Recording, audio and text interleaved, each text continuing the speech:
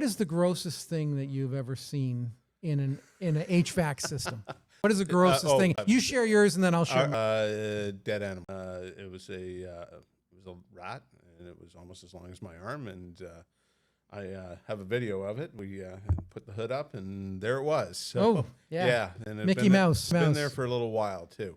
So I'm sure you've had similar experiences. More than one, where the majority of it is feces. So we get mouse droppings, especially like right now we're shooting this podcast in October. This is when the little guys get cold and want to find a home for the winter.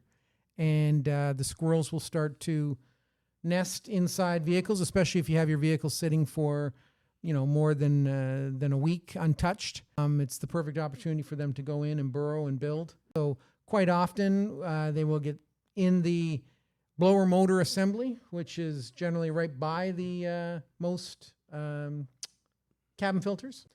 And they get sucked into the motor and get tossed around until they implode. They don't come back out.